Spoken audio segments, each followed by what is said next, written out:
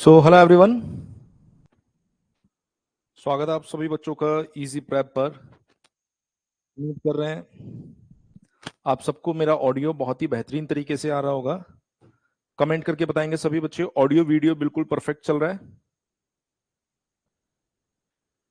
देखिए, बहुत सारे सवाल आप लोगों के दिमाग में आ सकते हैं, लेकिन फिलहाल हम लोग सवालों पर अभी जवाब नहीं देंगे। अभी हम लोग हमारे टॉपिक के ऊपर कॉन्सेंट्रेट करेंगे।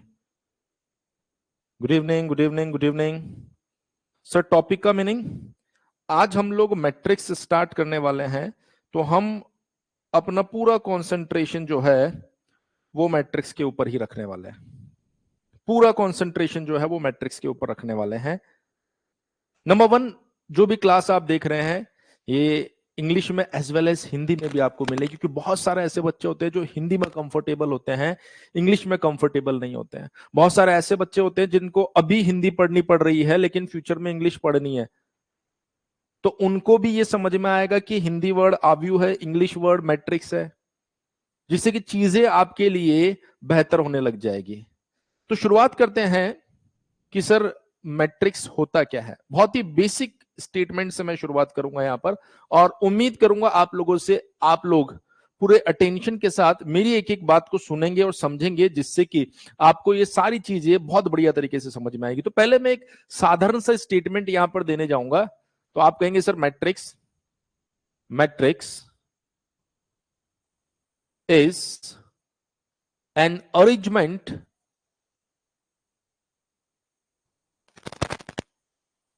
arrangement of m cross n elements। बस इतनी सी बात। सर क्या कहोगे इसके बारे में?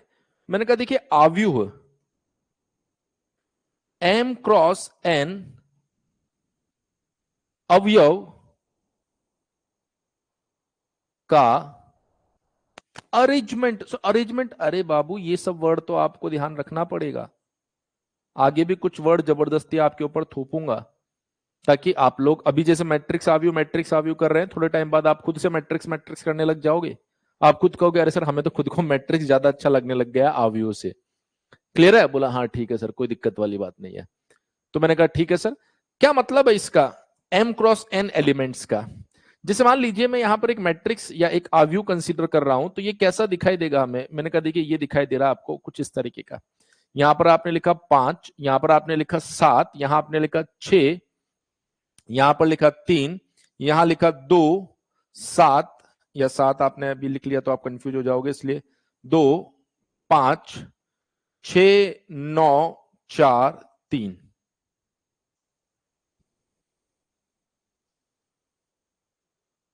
बिल्कुल कर सकते हो, बिल्कुल कर सकते हो बेटा।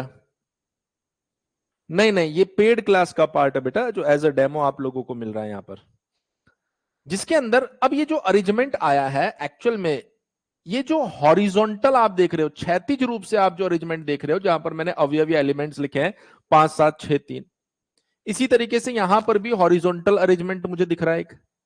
इसी तरीके से यहां पर भी एक हॉरिजॉन्टल अरेंजमेंट मुझे दिख रहा है। बोला हाँ सर बिल्कुल दिख रहा है। तो इन्हें, ये जो हॉरिजॉन्टल अरेंजमेंट आप देख पा रहे हैं, इन्हें एक्चुअल में बोला जाता है रो, यानी पंक्ति।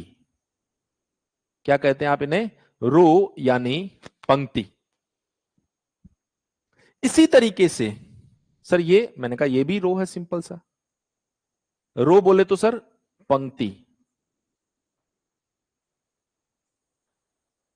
ये भी आपके पास में रो है, इसे क्या बोलेंगे हम लोग? पंक्ति।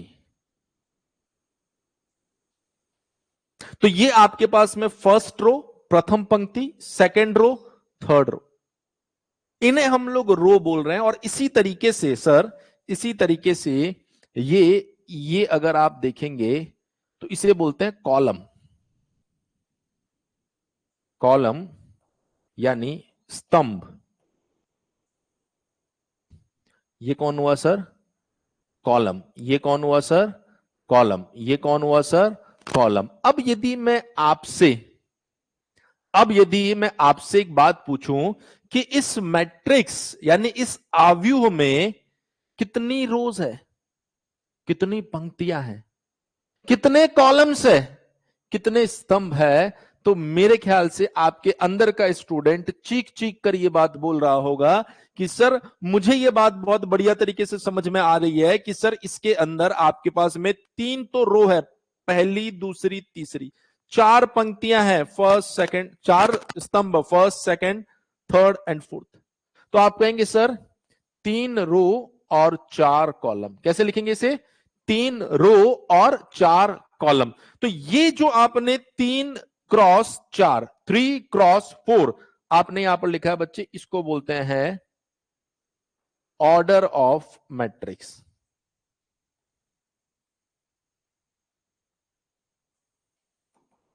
साधारण भाषा में मैट्रिक्स या बोल सकते हैं आव्यूह का, सर ऑर्डर को ऑर्डर ही बोलो भाई, आप कोई गूगल मत करना, सर ऑर्डर को क्या बोलते हैं, फिर आप गूगल करोगे तो पता चलेगा वो हिंदी ट्रांसलेट करके आपको बता रहा है ऑर्डर मतलब आदेश। कुछ वर्ड्स थोड़ा सा आपको भी अब अपने साथ लेकर चलना है, फ्यूचर में आपके काम आएंगे। बाकी मेरी हिंदी तो बहुत खतरनाक है, थोड़े टाइम बाद आपको ऐसा भी लग सकता है सर आप तो संस्कृत बोलने लग गए, तो ध्यान रखिएगा। चलिए ठीक है सर, 3 क्रॉस 4। अब एक चीज आप देखो, यदि यदि मैंने यहां पर 3 गुणा 4 किया, 3 गुणा 4 किया तो कितना आया सर, सर ये गुणा है क्या, ना ना ना ना ये गुणा है नहीं, मैं कर रहा हूं जबरदस्ती। कितना आया सर, 12। अब आप एलिमेंट्स चेक करो, 1 2 3 4 5 6 7 8 9 10 11 12 एलिमेंट्स कितने हैं बेटा, 12। तो एक्चुअल में आपने 12 एलिमेंट्स को इस आव्यूह, इस मैट्रिक्स के फॉर्म में रखा है यहां पर। समझ रहे हो इस बात को, 12 कितने, 12 कितने, 12 कितने, 3 क्रॉस 4। सर अगर ये 4 क्रॉस 4 का होता तो मैं बोलता 4 क्रॉस 4 एलिमेंट्स को आपने आव्यूह के रूप में बढ़िया से अरेंज किया। सर अगर ये 6 क्रॉस 10 होता तो 6 क्रॉस 10 एलिमेंट्स को आपने अरेंज किया यहां पर। सर 12 क्रॉस 15 होता तो 12 गुणा 15 एलिमेंट्स को आपने यहां पर अरेंज किया है। तो अगर मैं बोल रहा हूं कि m गुणा n, m cross n elements को अगर मैं अरेंज कर रहा हूं तो ये अरेंजमेंट ही आपका कौन हुआ भाई, मैट्रिक्स हुआ। यस और नो सभी बच्चे बताएंगे, इतनी बात समझ में आई कि नहीं है, सभी बच्चे इतना कमेंट करके मुझे बताएंगे कि ये बात आप लोगों को समझ में आई कि नहीं आई, कि सर m क्रॉस n का मतलब क्या है। यानी आप जो अरेंजमेंट ले रहे हो आप जनरलाइज केस ले रहे हो, वो एक स्पेशल हो गया 3 क्रॉस 4 का ही, मैं सबके लिए ये बात बता रहा हूं आपको। क्लियर है,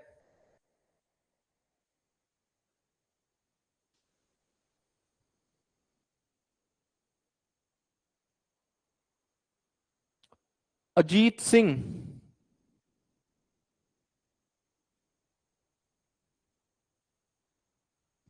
देखिए अजीत सिंह यहां पर अपना एक रिव्यू शेयर कर रहे हैं। जो भी सर का वीडियो देख रहा है वो इनका क्लास ले, 2025 में मैथ्स और मैकेनिक्स के क्वेश्चन का सारा क्वेश्चंस पढ़ाया हुआ में से था, इस बार लीड का एग्जाम दिया था तो बता रहा हूं सबको। चलिए अजीत सिंह बहुत बहुत धन्यवाद आपके रिव्यू के लिए। जनरली क्या होता है कि बच्चे जब पढ़ाई करते हैं उनको सब अच्छे से समझ में आता है, वो अपना पेपर देख के फ्री होके भूल जाता है किसने पढ़ाया था, कहाँ पढ़ाया था। लेकिन मुझे बड़ा अच्छा लगा कि आप आए और आपने चैट सेक्शन में अपने रिव्यू को या अपने फीडबैक को रखा यहाँ पर, बहुत बहुत धन्यवाद। अजीत सिंह हमारे 2015 सॉरी 25 बैच के स्टूडेंट है।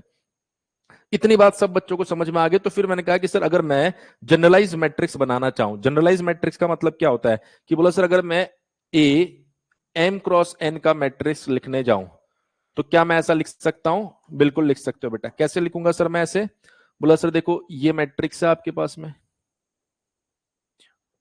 बोला हाँ सर, इसका ऑर्डर कितना है m क्रॉस n। आज बेसिक बेसिक सीखेंगे तो आपके कंसेप्ट में ना आपको बिल्कुल मजा आ जाएगा। तो सर जो पहला एलिमेंट होता है उसको मैंने लिखा यहां पर A11, दूसरा एलिमेंट जो मैंने लिखा उसको लिखा मैंने A12, फिर मैंने लिखा A13 और कब तक लिख दिया सर मैंने यहां पर, मैंने लिख दिया उसको A1, कैसे लिख दिया मैंने A1n। ऐसे ही दूसरा मैट्रिक्स, दूसरा जो रो है पंक्ति है उसको देखो 21 22 23 और इसी तरीके से ये चला जाएगा 2n तक। फिर मैंने कहा कि सर ये 1 2 था, ये 2 1 है, और ऐसे नीचे आऊंगा तो ये बन जाएगा m1, यहां पर आ गया बच्चे m2, यहां पर आ गया m3 and so on mn।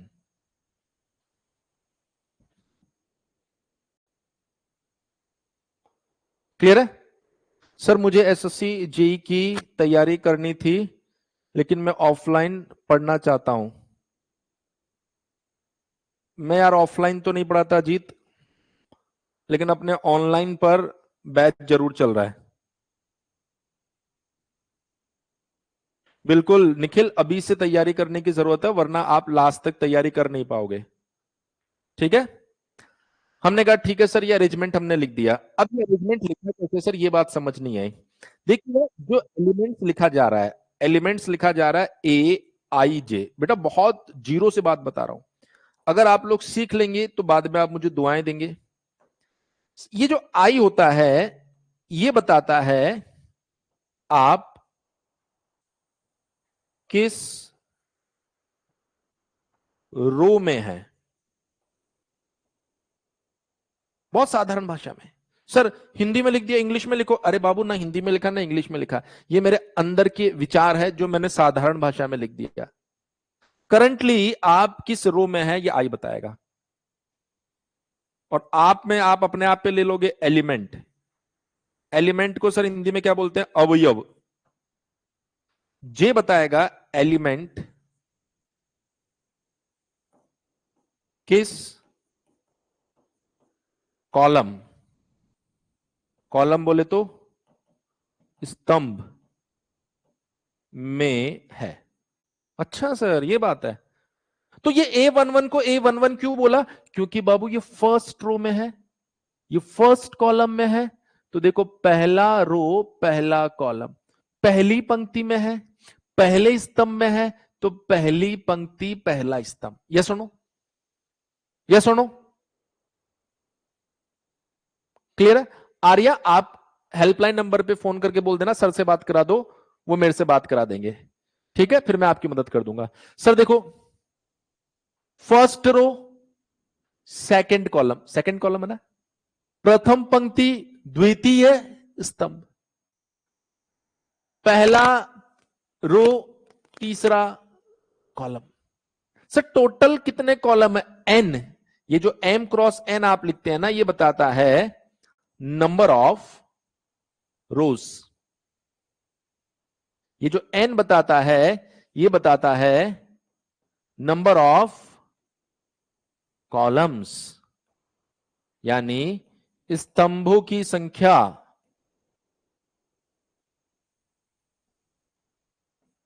स्तंभों की संख्या, पंक्तियों की संख्या, पंक्तियों की संख्या। तो जब मैं आया यहां पर टोटल n स्तंभ होगा, तो पहला रो और nवा स्तंभ, ऐसे आपने फर्स्ट रो को पूरा किया। तो मैंने कहा ये पहला रो, ये दूसरा रो, ये तीसरा, चौथा, पांचवा, कहां तक कितनी रो है? m।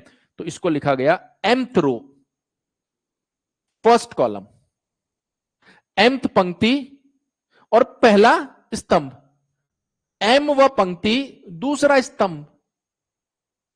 ऐसे आगे बढ़ते गए और यहां पर आ गया m पंक्ति और nवा स्तंभ।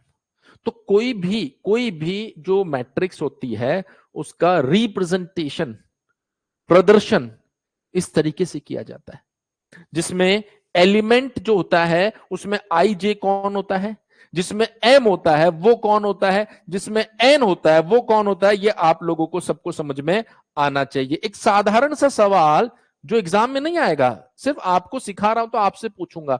अगर कहीं पर लिखा हुआ है A54, तो मैं चाहता हूं इसकी लोकेशन आप मुझे बता दो। इसको A54 बोलना सही नहीं है, लेकिन मैंने बोला एक्चुअल में वो है A54। A54। रजनीश बच्चे इसके लिए हमने अलग से वीडियो बना रखा है, आप उसको जाकर देख लीजिए, चैनल पर अवेलेबल है। A54 क्या मतलब है सर इसका? सभी बच्चे बताएंगे। सर A54 इट मींस आप बोलना चाह रहे हैं कि ये एलिमेंट 5th रो में है, 4th कॉलम में है, 5वां या 5वीं पंक्ति और चतुर्थ या चौथा स्तंभ। भाई साधारण भाषा में बोलोगे तो चौथा स्तंभ बोल दूंगा, ज्यादा हिंदी की बात करोगे तो चतुर्थ स्तंभ भी बोल सकता हूं, है ना? एक बार बताएंगे सभी बच्चे, पॉइंट क्लियर? बोला हाँ सर, पॉइंट क्लियर हो गई। सर जो भी आव्यूह है, जो भी मैट्रिक्स ऐसा होता है जिसके अंदर m और n दोनों बराबर नहीं है, दोनों बराबर नहीं है इसका मतलब क्या होता है? दोनों बराबर नहीं है इसका मतलब यह है कि नंबर ऑफ रोज अलग है, नंबर ऑफ कॉलम्स अलग है, पंक्तियों की संख्या अलग है, स्तंभों की संख्या अलग है, तो वो आपको रेक्टेंगल यानी आयताकार दिखाई देगा। वो आपको रेक्टेंगल यानी आयताकार दिखाई देगा। कैसा दिखाई देगा? रेक्टेंगल यानी आयताकार ऐसा दिखाई देगा सर। और इसे बोला जाता है रेक्टेंगुलर मैट्रिक्स या फिर आयताकार आव्यूह। रेक्टेंगुलर मैट्रिक्स या आयताकार आव्यूह है। तो हमने कहा कि सर अगला जो एग्जाम्पल हमारे पास में या अगली जो बात है वो हमारे पास में क्या है? रेक्टेंगुलर मैट्रिक्स या आयताकार आव्यूह क्या होता है? तो आप बोलेंगे a matrix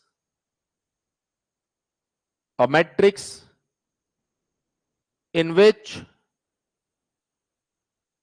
number of rows and number of columns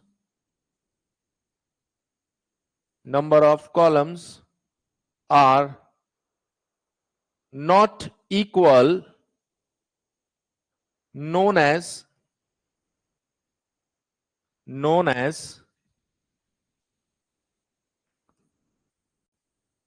rectangular matrix. Sir साधारण भाषा में लिखेंगे तो आव्यूह जिसमें पंक्तियों की संख्या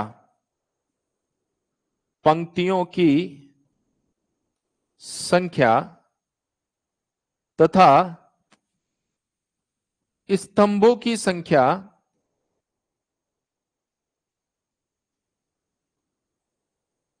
बराबर नहीं होती,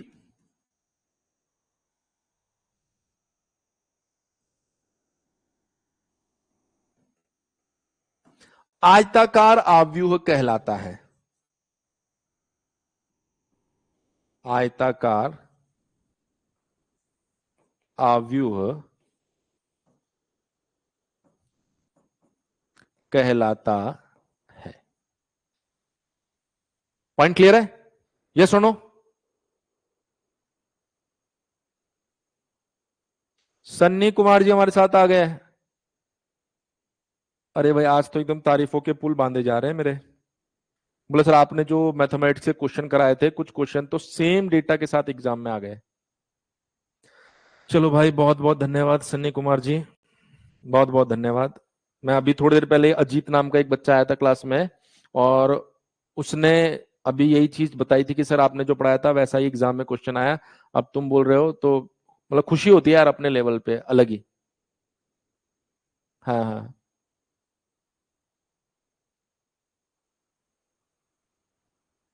बिल्कुल बिल्कुल बिल्कुल।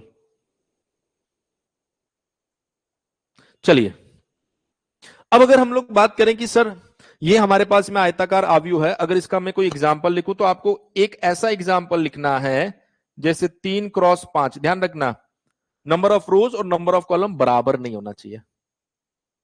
Number of rose number of column बराबर नहीं होना चाहिए, तो वही आयताकार बन जाएगा। तो हमने कहा ठीक है सर, तो ये बन गया हमारे पास में 6 1 0 3 1 2 0 1 6 7 3 2 7 2 9। तो सर ये एक मैट्रिक्स बन गया 3x5। ये आयताकार आव्यूह का एक सीधा साधा एग्जाम्पल हो गया। क्लियर है? नोट करने की जरूरत नहीं है बेटा, आपको इसका पीडीएफ मिल जाएगा, है ना? नहीं तो क्लास के बाद आप आराम से नोट कर लेना, वरना आप नोट करने में लगे रहोगे और उसके बाद में आप सीख नहीं पाओगे। बहुत बहुत धन्यवाद सन्नी, आर्या, अजीत, जिन्होंने भी अपने वैल्यूएबल रिव्यूज दिए हैं। मैं आप लोगों से चाहूंगा कि आप अपने कॉलेज के जूनियर्स के साथ भी ये चीजें शेयर करें, जिससे हम लोग अपनी रीच को और बढ़ा सकें। चलिए, तो इतनी बात आप लोगों को समझ में आ गई होगी रेक्टेंगुलर मैट्रिक्स क्या होता है। सर थोड़ा सा आगे बढ़ते हैं यहां से, और जब हमने देखा तो अगला मैट्रिक्स हमारे पास में आ गया स्क्वायर मैट्रिक्स या वर्ग आव्यूह, जिसको आप वर्गाकार आव्यूह भी बोल सकते हैं। सर रेक्टेंगल में क्या होता है? मैंने कहा रेक्टेंगल में क्या होता है, उसकी जो दोनों भुजाएं होती है ना वो बराबर नहीं होती, एडजेसेंट जो होती है, एल और बी अलग अलग होता है। वर्ग में क्या होता है, एल और बी बराबर हो जाता है। तो मैं कहूंगा कि अगर नंबर ऑफ रोज और नंबर ऑफ कॉलम को मैं बराबर कर देता हूं, पंक्तियों की संख्या और स्तंभों की संख्या को अगर बराबर कर दिया जाए, तो ऐसा आव्यूह, ऐसी मैट्रिक्स को स्क्वायर मैट्रिक्स बोला जाएगा और वर्ग आव्यूह बोला जाएगा। क्लियर है? बोला हाँ सर, बिल्कुल क्लियर है। तो ठीक है सर, यहां से अगर हम लोग आगे बढ़े, तो हमने कहा कि सर अगर यहां से हम आगे बढ़े तो आप कहेंगे सर इसकी स्टेटमेंट को आप कैसे लिखेंगे? सिंपली मैं कहूंगा matrix in which number of rows and number of columns are equal such type of matrix known as square matrix। क्या मतलब हुआ सर इसका? आप कहेंगे आव्यूह जिसमें पंक्तियों की संख्या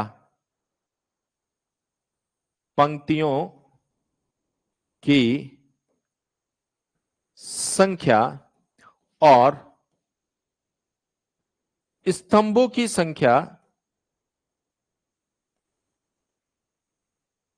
बराबर होती है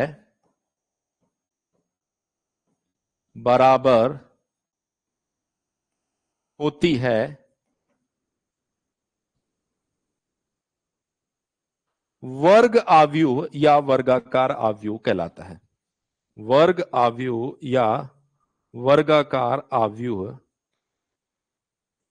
कहलाता है।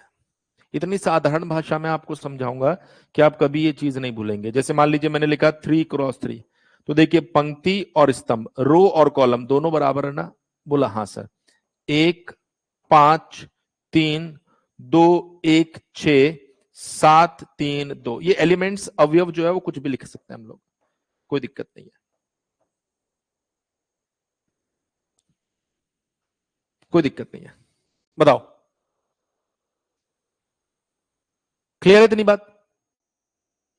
इतना पॉइंट क्लियर हुआ कि नहीं हुआ? सभी बच्चे बताएंगे, इतना पॉइंट क्लियर हुआ कि नहीं हुआ? है ना? बोला हाँ सर, बिल्कुल बिल्कुल, इतना पॉइंट क्लियर हो गया। अब रेक्टेंगुलर मैट्रिक्स यानी कि जो आयताकार आव्यूह है, वहां से स्क्वायर मैट्रिक्स यानी वर्ग आव्यूह पर आप कैसे पहुंचे, ये बात तो हमें समझ में आ गई है, ये बात तो हमें समझ में आ गई। लेकिन यहां से अब हम पहुंचेंगे एक और बहुत ही इंपॉर्टेंट आव्यूह और मैट्रिक्स के ऊपर। क्लियर है? बिट्टू कुमार, डरने की जरूरत नहीं बेटा, अगर वो आपने कर लिया तो एग्जाम अच्छा जाएगा आपका। तो अब हमने कहा कि सर ट्राइंगुलर मैट्रिक्स क्या होती है। देखिए सबसे पहले ट्राइंगुलर मैट्रिक्स को समझने से पहले आपको यह समझना होगा कि इसके दो पार्ट होते हैं बेटा। एक होता है आपके पास में upper triangular matrix, upper triangular matrix. एक क्या होता है भाई आपके पास में अपर ट्राइंगुलर मैट्रिक्स, और दूसरा क्या होता है आपके पास में lower triangular matrix. Sir upper triangular matrix का मतलब होता है ऊपरी, आप इसको त्रिभुजाकार भी लिख सकते हो और त्रिकोणीय भी लिख सकते हो। त्रिकोणीय आव्यूह, इसका मतलब क्या होता है? निम्न या फिर निचला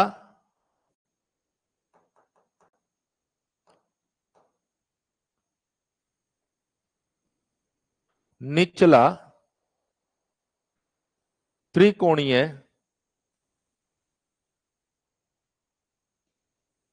आव्यूह, त्रिकोणीय आव्यूह। ठीक है, बोला हाँ सर। क्या होता है इसमें? देखिए सबसे पहले मैं आपको मैट्रिक्स से समझाने की कोशिश करता हूं। जैसे आपने अभी अभी एक स्क्वायर मैट्रिक्स बनाया, बोला हाँ सर बनाया, ये रहा। बोला इस स्क्वायर मैट्रिक्स में अगर मैं एक 3x3 का मैट्रिक्स फिर से दिखाऊं, आपको स्टैंडर्ड फॉर्म दिखाऊं उस 3x3 मैट्रिक्स की। बोला सर क्या है स्टैंडर्ड फॉर्म? तो देखिए ये स्टैंडर्ड फॉर्म होगी। इसे बोलूंगा A11, इसे कहूंगा A12, इसे कहूंगा A13, इसे कहूंगा बच्चे A21, इसे कहूंगा A22, इसे कहूंगा A23, इसे कहूंगा A31, इसे कहूंगा A32 और ये बन जाएगा बच्चे A33। सर इसका ऑर्डर क्या है? इसका ऑर्डर है 3x3, 3x3। देखिए यहां पर जो डायगोनल, डायगोनल बोले तो विकर्ण, जो डायगोनल जो विकर्ण आपको दिखाई दे रहा है, पहले आप उसको मार्क कर लो। मैंने कहा सर ये रहा। सर ये कौन है? बोला सर ये हमारे पास में आ रहा है डायगोनल। एक्चुअल में ये डायगोनल तो है, पर आपको भी सर एक डायगोनल ये भी तो है। इसे हम बोलते हैं मेजर डायगोनल, मतलब इसकी इज्जत ज्यादा है। इसकी इज्जत ज्यादा है, इसका मीनिंग क्या हुआ? एक्चुअल में इसको लोग ज्यादा मानते हैं, बहुत सारे एनालिसिस इसके आसपास घूमते हैं, इसलिए आप भी इस पर ज्यादा फोकस करोगे तो हम इसको क्या बोल देते हैं? मेजर डायगोनल, यानी मेजर विकर्ण। इसको हम लोग लीडिंग डायगोनल भी बोलते हैं।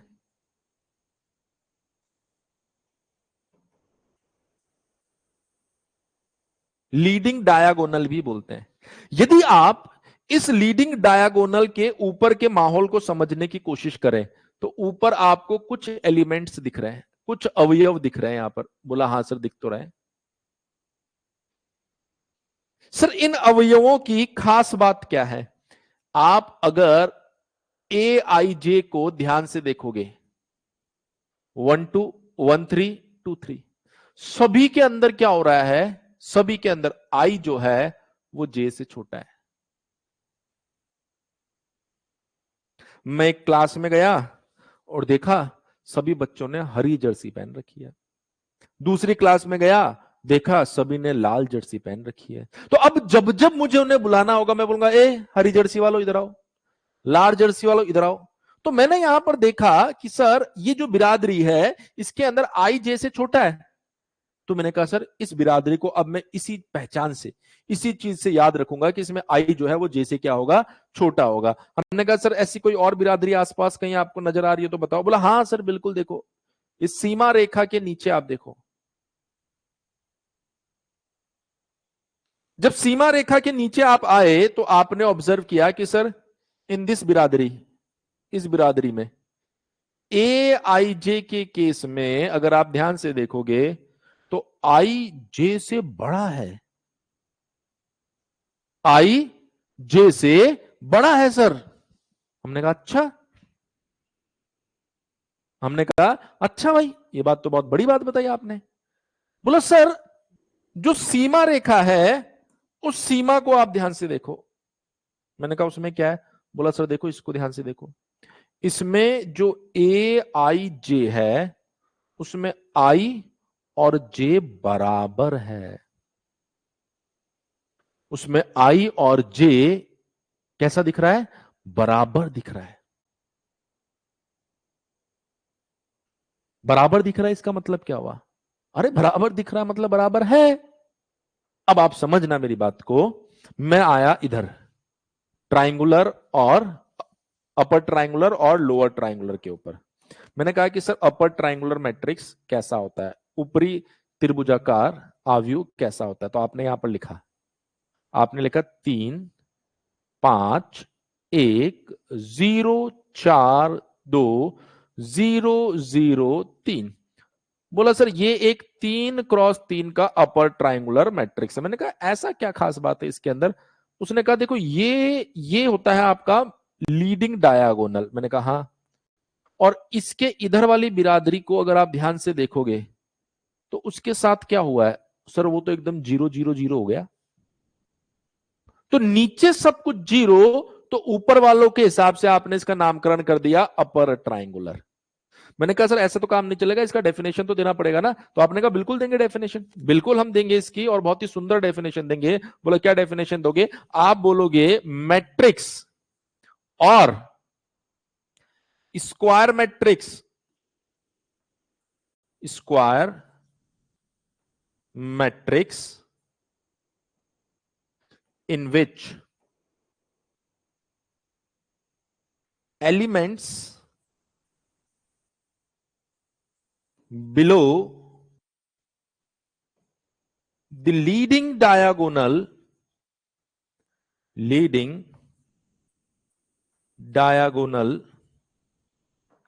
are zero, known as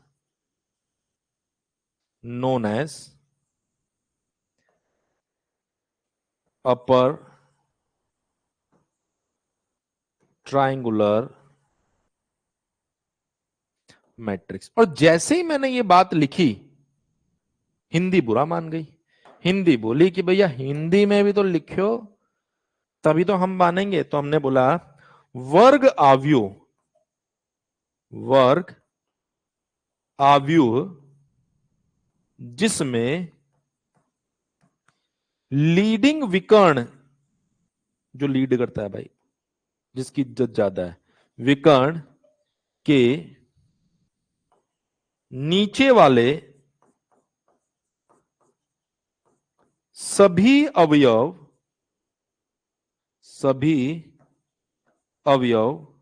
शून्य हो उसे ऊपरी त्रिभुजाकार या त्रिकोणीय आव्यूह कहा जाता है। सर इंग्लिश में लिखा, हिंदी में लिखा। सर अब गणित बुरा मान जाएगी। अब क्या हो जाएगा यहां पर, गणित बुरा मान जाएगी। तो गणित क्या बोल रही है, मैथ्स क्या बोल रही है, उसकी भी तो अपनी भाषा होती है। हाँ, तो उसने अपनी भाषा में सबको चीख चीख कर एक बात कही। उसने अपनी भाषा में सबको चीख चीख कर एक बात कही कि ए आई जे मतलब वो सभी एलिमेंट्स 0 होंगे। ए आई जे मतलब वो सभी एलिमेंट्स 0 होंगे जो, इसे इंग्लिश में बोलते हैं फॉर ऑल, जिसके लिए, ध्यान से देखना, नीचे वाले में क्या होता है, आई जे से बड़ा होता है। अरे याद करो यार, अभी तो पढ़ाया है, आई ग्रेटर देन जे, जिसके लिए आई जे से बड़ा हो। ये मैथ्स की भाषा है। और मैथ्स की भाषा अगर आप पढ़ना सीख गए तो फिर आपकी जिंदगी में मजे ही मजे है। फिर आप मैथ्स से डरोगे नहीं। सर मैं जंगल में गया, जंगल में मिले मुझे आदिवासी, और वहां मेरा सर्वाइवल बहुत मुश्किल हो गया। मैंने कहा क्यों, क्या हुआ। सर क्या बोल रहे थे पता ही नहीं चल रहा था। तो पॉइंट इज कि आप कहीं पर एडजस्ट नहीं हो पा रहे हो। क्यों नहीं हो पा रहे हो, क्योंकि मैं समझ नहीं पा रहा हूं सर, मैं समझ नहीं पा रहा हूं। यदि आप उनकी भाषा को समझ जाओगे तो आपको कोई दिक्कत ही नहीं है। जंगल में गया सर, शेर मिला, गुस्सा आके उसने पंजा मार दिया, फिर गर्दन दबोच के ले गया। बोला क्यों, बोला बहुत देर से चिल्ला रहा था, पता ही नहीं चल रहा था क्या बोल रहा था। आधी दुनिया मैथ्स से डरती है, जबकि मैथ्स डरा नहीं रही। कितना भोला आदमी है। जब इंग्लिश को इतना बड़ा लिखा, हिंदी को इतना बड़ा लिखा, उसने कहा देखो सर मैंने तो अगर आप काउंट करोगे तो 1 2 3 4 5 5 अल्फाबेट और 2 साइन इस्तेमाल किए सिर्फ। तो मैं तो सबसे प्यारा बच्चा हूं यहां का, लेकिन स्टिल मुझसे सब डर के भाग रहे हैं क्योंकि मैं क्या कहना चाह रहा हूं वो सुनने को तैयार ही नहीं है, मेरी भाषा ही नहीं समझ रहे। तो अपर ट्रायंगुलर मैट्रिक्स को मैंने तीनों भाषाओं में लिख दिया है और तीनों जरूरी है आपके लिए। बोला ठीक है सर कोई दिक्कत नहीं। Sir what about lower triangular matrix? तो मैंने कहा लोअर ट्रायंगुलर मैट्रिक्स को भी आप लोग देखो और इसका भी हम लोग पोस्टमार्टम करते हैं। तो मैंने एक मैट्रिक्स बनाया फिर से यहां पे 3 5 1 0 0 7 0 2 1। जैसे इस मैट्रिक्स को मैंने लिखा, इसके बारे में अलग अलग ओपिनियंस आना शुरू। बोला सर देखो ये है आपका, ये है सर जी आपका लीडिंग डायगोनल, ये वो विकर्ण है जिसकी घर में इज्जत है।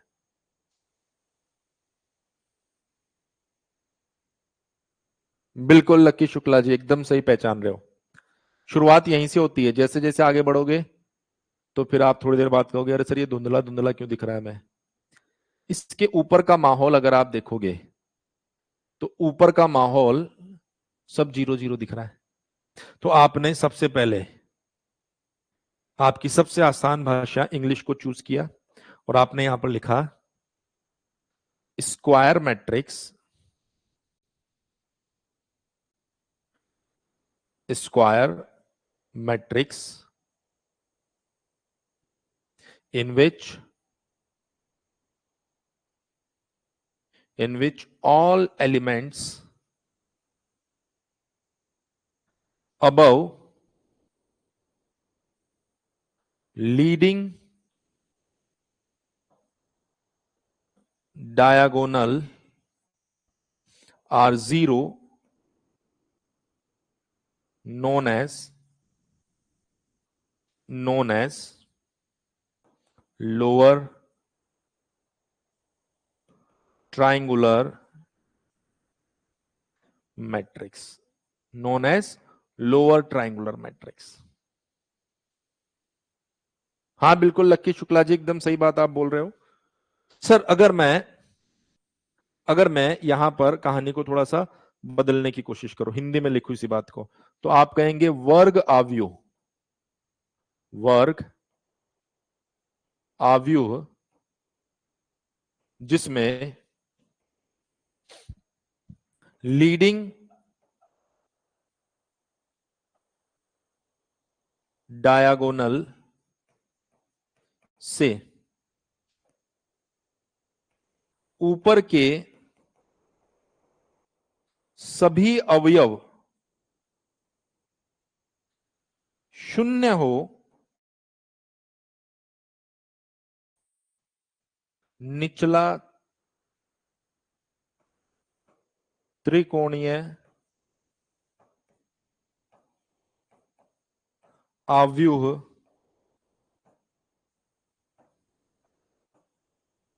कहलाता है, कहलाता।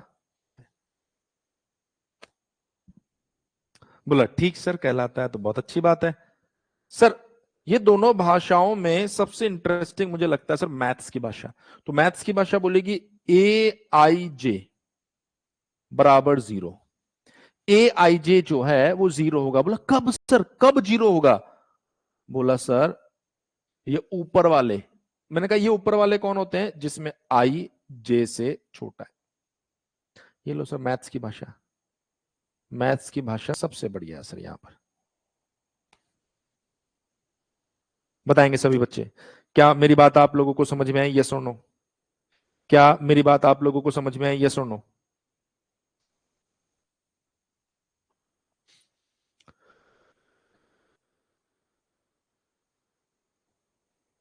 वो ऐड हो जाएगी बेटा आपके कोर्स में, डोंट वरी। फिर भी अगर आपको कंफ्यूजन है तो आप हेल्पलाइन नंबर पे कॉल कर लेना, ठीक है?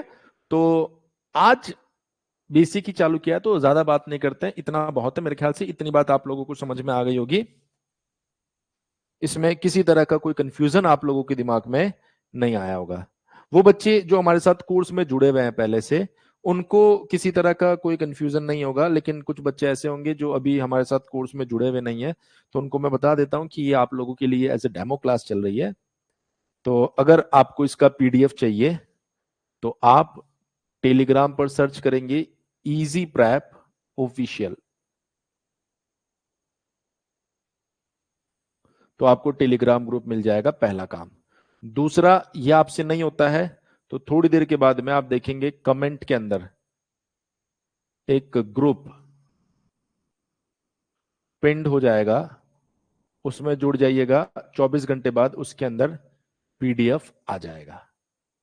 ठीक है। यदि आप बीसीसीएलई एग्जामिनेशन के लिए प्रॉपर कंटेंट के साथ तैयारी करना चाहते हैं तो आप सभी बच्चों को डाउनलोड करना होगा हमारी एप्लीकेशन इजी प्रेप, जहां पर आपको 3 तरह के कोर्सेज दिखाई देंगे। एक रिकॉर्डेड बैच होगा जो सिर्फ 999 रुपए में मिल रहा है, जिसमें आपको प्री रिकॉर्डेड लेक्चर्स और उनकी पीडीएफ भी वहां पर मिलने वाली है। दूसरा जो बैच है आपका वो है लाइव बैच, और इस लाइव बैच के अंदर आपको कंप्लीट कंटेंट वापस से लाइव पढ़ाया जाएगा, जिनकी बाद में आप रिकॉर्डिंग्स भी देख सकते हैं, पीडीएफ नोट्स, साथ के साथ आपको पीवाईक्यूज भी सॉल्व करवाए जाएंगे इसके अंदर, और मोस्ट एक्सपेक्टेड क्वेश्चन के साथ में 30 से ज्यादा जो टॉपिक वाइज टेस्ट होंगे वो भी हम प्रोवाइड करेंगे, जो एप्लीकेशन पर आपको अभी सिर्फ 1499 रुपए में मिल रहा है। और इसके अलावा अगर आप देखेंगे तो जो हमारा सबसे प्रीमियम बैच है, जिसको हम प्लस बैच बोल रहे हैं, ये आपको 1999 रुपए में मिलेगा। इसके अंदर आपको कंप्लीट जो लाइव बैच है, यानी ये कंप्लीट फीचर, इसके साथ आपको प्रीवियस ईयर क्वेश्चंस की एक ई बुक, जिसके साथ साथ आपको 70 से ज्यादा टेस्ट मिलने वाले हैं। और मैं आपको इसके साथ एक और चीज बता देता हूं कि इसमें आपको टॉपिक वाइज अलग से प्रैक्टिस शीट भी मिलती है। सबसे बेस्ट बैच है, सबसे ज्यादा रैंकर्स इसी बैच से आपको देखने को मिलेंगे। अगर तीनों में से किसी भी बैच के रिगार्डिंग आपको कोई भी डाउट होता है तो आप हमारे हेल्पलाइन नंबर 7014639318 पर कॉल कर सकते हैं। मैं उम्मीद कर रहा हूं आप सभी बच्चे इजी प्रैप एप्लीकेशन डाउनलोड करके अपने बीसीसीएलई की तैयारी इजी प्रैप से ही शुरू करेंगे। मिलते हैं आप सभी बच्चों से लाइव क्लासेस के अंदर। Thank you so much.